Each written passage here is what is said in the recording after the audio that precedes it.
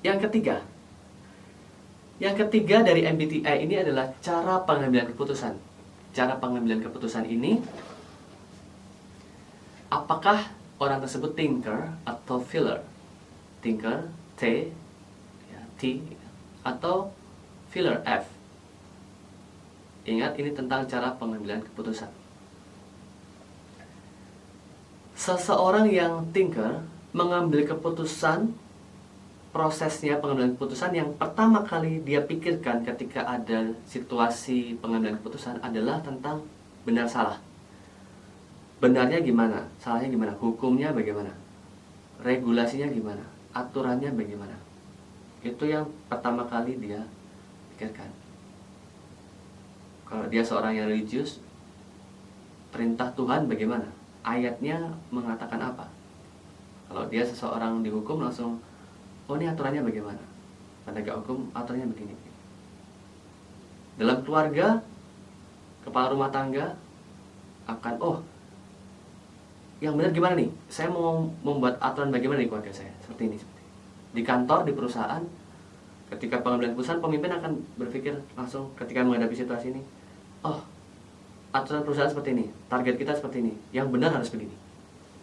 Itu orang thinker. Dia mengerjakan dengan taat aturan yang sudah disepakati sebelumnya, aturan yang sudah dibuat. Bahkan bisa sangat kaku, gini ya gini, yang benar begini, yang gitu salah. Dia tidak takut harus menyakiti orang lain, dia tidak takut harus tabrak orang lain, dia nggak takut harus menimbulkan konflik. Yang penting yang benar bagaimana. Orang thinker. T, thinker. Itu yang pertama kali dia pikirkan. Sedangkan orang-orang feeler berlawanan dengan orang thinker. Orang feeler adalah orang-orang yang ketika menghadapi situasi pengambilan keputusan, pertama kali yang muncul di pikirannya adalah win-win solutionnya. Mempertimbangkan harmonisasi keputusan. Bagaimana keputusan itu harus mewakili kepentingan banyak pihak, bukan kepentingan aturan. Langsung mikirkan, oh orangnya seperti ini, seperti ini. Yang terbaik yang semua orang suka, yang seperti ini. Ini menimbulkan kedamaian di banyak orang. Walaupun aturannya seperti ini, aturan itu sepertinya terlalu kaku, terlalu keras. Kita harus bisa adjust itu aturan supaya lebih fleksibel. Orang-orang feeler lebih fleksibel.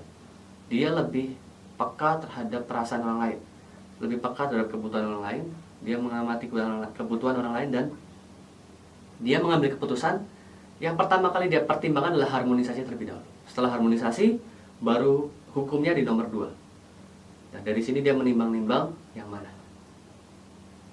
Tapi orang yang thinker, langsung yang pertama dia pikirkan adalah hukumnya dulu, yang kedua baru mungkin harmonisasi. Pertimbangannya itu.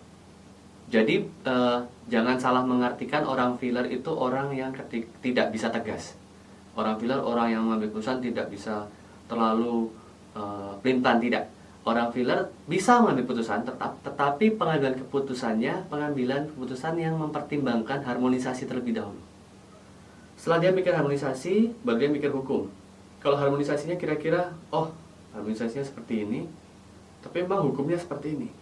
Tidak selalu orang feeler pasti mengutamakan harmonisasi terus mengabaikan aturan, tidak. Jangan salah paham. Tapi itu pertimbangan yang pertama kali muncul. Ya, pertimbangan yang pertama kali muncul. Memang ada orang-orang yang sangat atau ultra feeler, dia benar-benar bisa melalaikan atau mengabaikan aturan. Benar-benar yang penting gini aja lah, aturan itu nggak penting. Itu ada yang ultra. Begitu juga orang thinker ada yang ultra.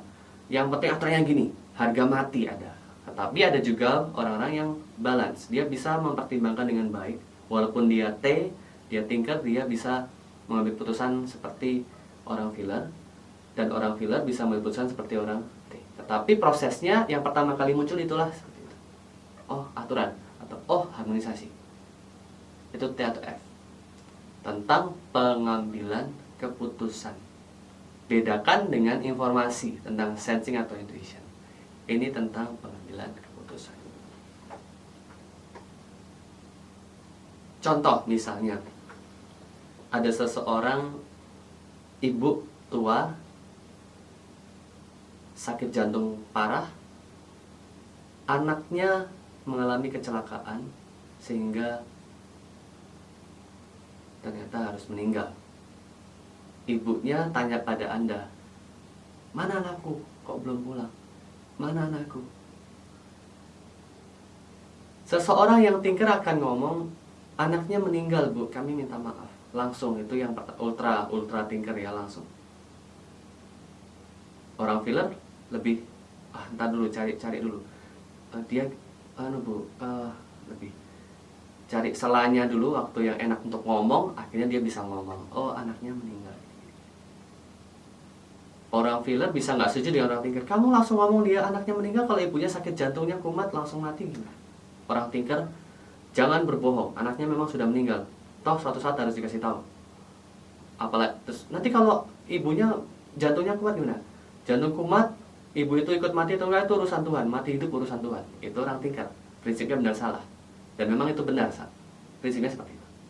Tapi orang filler, ya tetapi jangan langsung gitulah, harus cari situasi yang tepat, ngomongnya yang halus, tunggu ibu itu sehat di suasana yang senang, kumpulkan banyak orang untuk support dia, supaya dia kalau nangis ada yang peluk dia, ada yang mensupport dia, terus ada yang jagain dia dulu. Jadi nggak langsung berduaan sendirian, langsung diomongin, dia kalau kolaps gimana?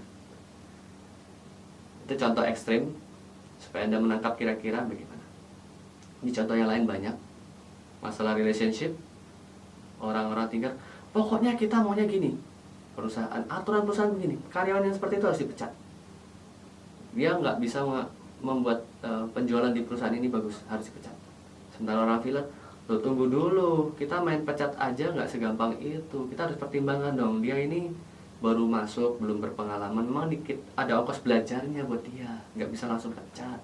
Lagian dia terbukti kuliahnya nilainya tinggi sekali, sebenarnya dia cerdas, bisa dilatih, hanya belum berpengalaman. Oh tidak bisa, aturannya kalau 3 bulan training masa percobaan tidak menghasilkan, tidak improve, ya harus pecat, tidak diterima. Oh tunggu dulu dong ya. Ada perbedaan pendapat antara orang tinker dan filler, antara aturan dan aspek lain, harmonisasi keputusan.